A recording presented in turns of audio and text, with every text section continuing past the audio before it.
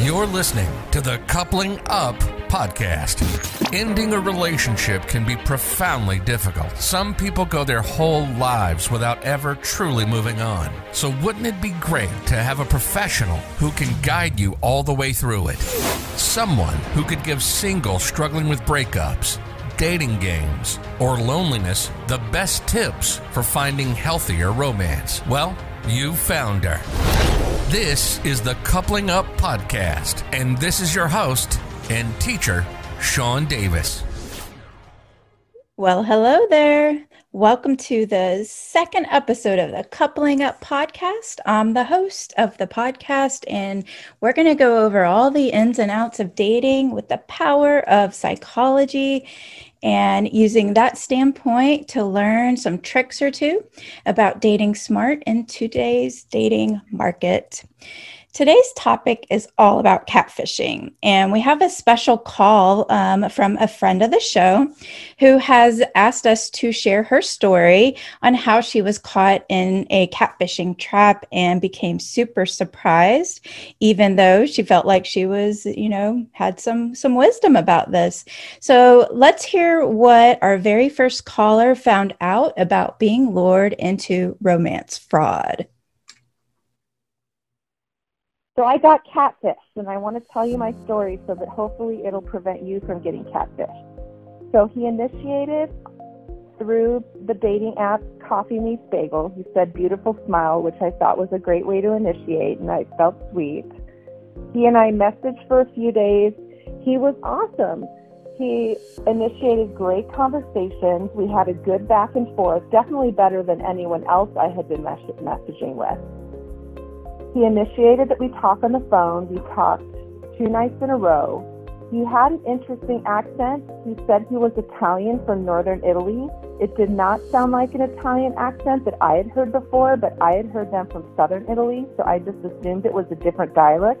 To be honest, it sounded Middle Eastern, but I didn't really give it any thought because he said he was Italian. His pictures looked like he was Italian. So anyways, we had great conversations. It felt really good. And about a week and a half into it, he said he got a contract through work to go to Saudi Arabia for 3 weeks. And he was really excited and proud about it. And that he wanted to get me on Google Hangouts so that we can stay in touch and not lose momentum. I thought that was really sweet. And I wanted to stay in touch with him rather than have an interruption. And I also liked that he was prioritizing dating and prioritizing me. So let me tell you, as we talked, we had the best conversations. He initiated twice a day, morning and night, and it just felt so good. I hadn't ever talked to anybody like that before, a man like that before. And he was really savvy. All the boxes were checked. About a week into it, though, he started calling me darling, babe, and sweetheart, which I thought was too soon. But it was also really sweet. It kind of took our beginning to another level, which I liked. He also started saying how excited he was to talk to me, how I was the highlight of his day, how he couldn't wait for us to talk. It made me feel so good, I have to admit. It just made me feel like he was really prioritizing me and we were developing something special. So then about the last week of his trip, oh, by the way, I asked him to FaceTime. He said he couldn't FaceTime because he was on the satellite phone and didn't get internet, but that he would send me pictures. So he emailed me pictures, and he was gorgeous. Totally, I was attracted to him. I hadn't been attracted like that to anyone else that I had been online messaging or connecting with or going on dates with.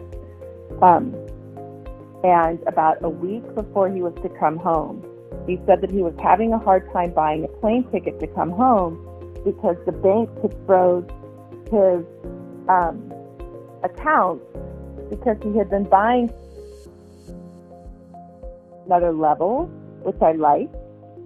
He also started saying how excited he was to talk to me, how I was the highlight of his day, how he couldn't wait for us to talk.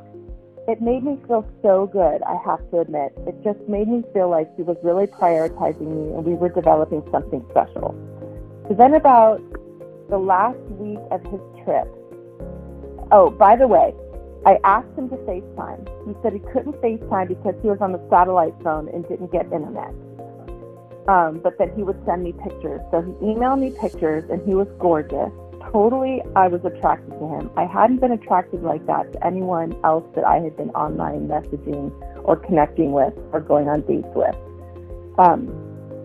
And about a week before he was to come home, he said that he was having a hard time buying a plane ticket to come home because the bank had froze his account because he had been buying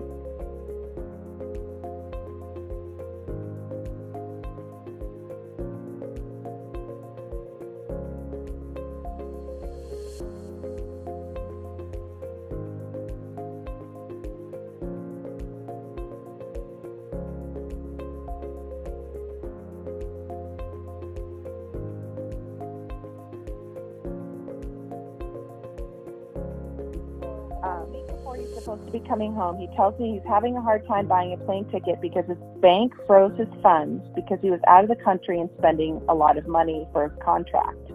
He then said he's really worried that he's not going to be able to get back home, and would I go into the branch and wire him $4,700 so that he could buy his plane ticket and come home. He was so excited to meet me as soon as he got back and start our relationship together. That I should trust him, babe, that he is a good guy, and that he promises he'll pay me back. It shouldn't be any issue. When I said no, he said, it's fine, don't worry about it. I said, but I feel bad. He said, it's okay, don't worry about it. I'm just not going to be able to get home. I really want to meet you. I wish it could work out. I really do need the $4,700 to get home. I said I didn't have the money. He said, well, maybe you can get a little loan from your credit card, but he promises to pay me back right away as soon as the bank unfrees his funds. And so that's when I got really scared, and I ended it with him. I deleted the app Google Hangouts and discovered that he was a catfish. I felt immediate loss. He checked all the boxes. Man, was this guy good at seducing. He totally and completely had me under a magic spell. And I'm a really smart person, and I'm a cautious person, and I don't trust easily. So that is how seductive and how masterful he was. I felt immediate loss. I missed him. I didn't want to go back to dating because I felt like I didn't trust online dating, and I was really shocked. I was able to get in touch with Sean and talk about it. I talked to my mom about it. I talked to my friend about it, and I got in a couple of Facebook groups and talked about it, and I got really good advice. I was able to get over it after a few days. I since got back on online dating. I am messaging with a man now. Here are a few tips that I learned. Definitely FaceTime with him within a few days of messaging. Skip the phone call. Get to see him in person. These catfish do not accept video conferencing, and they delay meetings. So you definitely want to get online and on video conference with them and make sure that you're talking to a real person. I also discovered that I am really eager to get into a relationship, that I haven't met men yet that I have been compelled by, and so I'm particularly susceptible to getting involved too quickly. So I want to feel those feelings again, but only over the long. Okay, and thank you for our caller for sharing such great details about your story of being caught in a catfish scam. So in this call, our caller, Catfished, feels mostly confident about dating, but she felt lured into this trap because of love bombing. And this was used to get her initially hooked with a person who did not have her best interest at heart. So now when we're talking about catfishing, we're no longer dealing with a natural relationship. It is a form of fraud. And what that means is that they're selling you something that's not true. So they say something is one thing, and then they pull the rug out of your feet, and they're actually trying to get something else. So in this instance, they're trying to, gather your money by promises that this is just a loan or other thing. So why do people do this? You want to look at it as it's a job for this person. Is the catfisher sees the person as a mark So sometimes they'll use that word, or some sort of victim stance. They see them as a paycheck, basically. So they lie, they love bomb, they go through the motions of whatever is in your fantasy.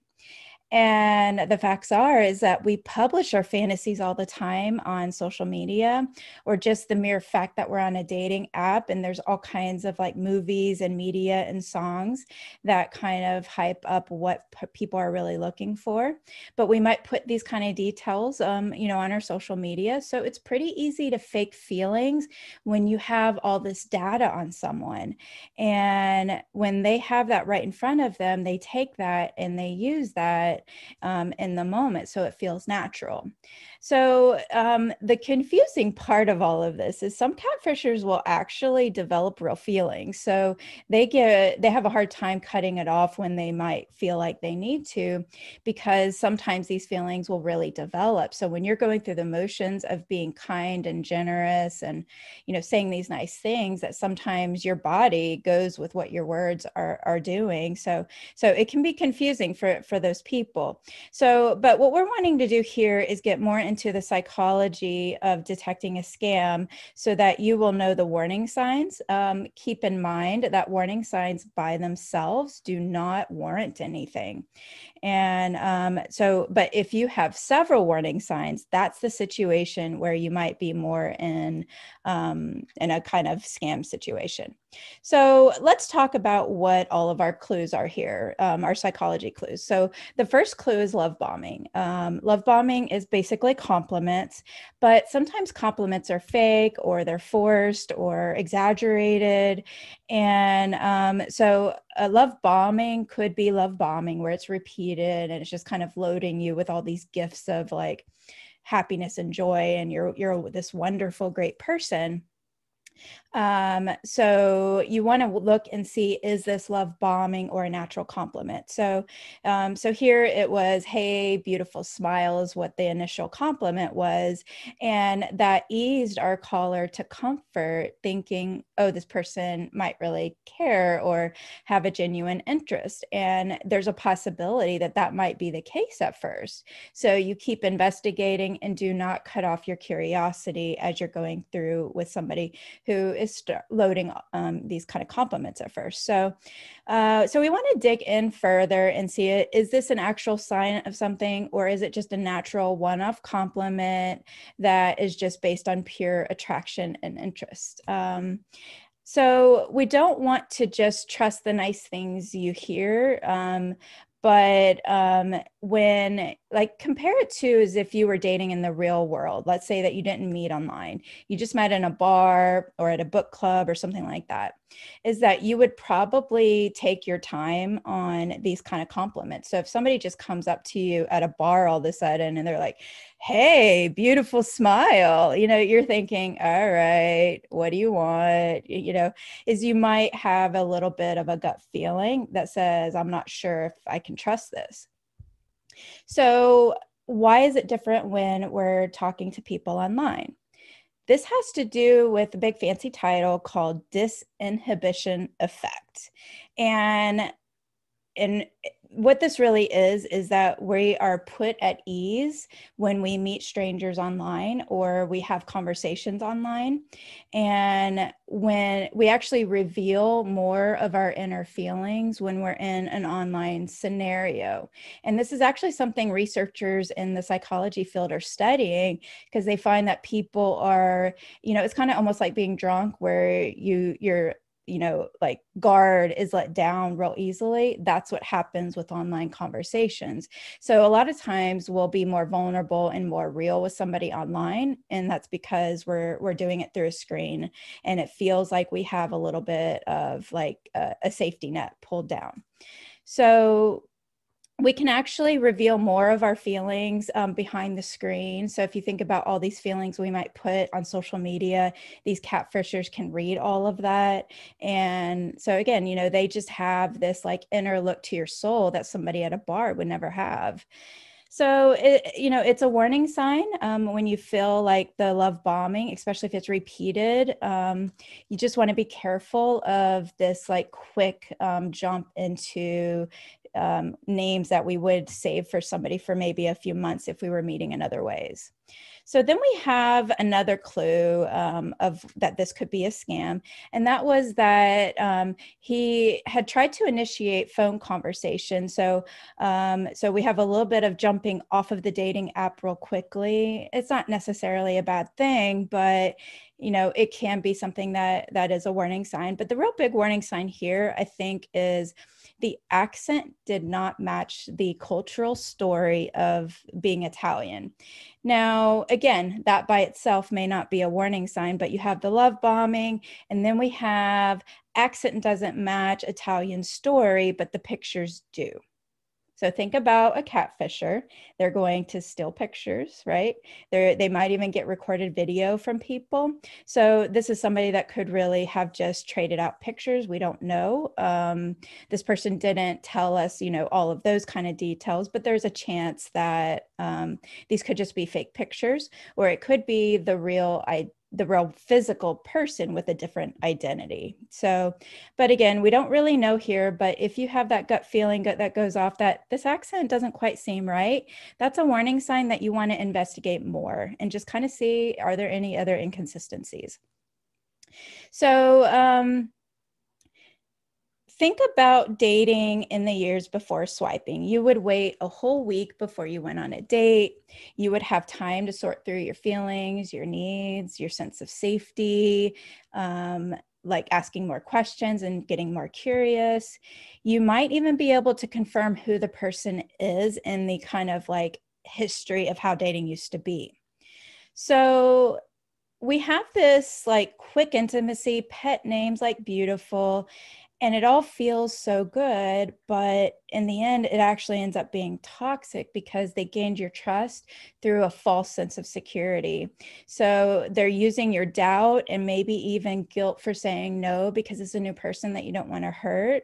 And so all those things are kind of working into these kind of red flags that, or gut feelings that might come up for you.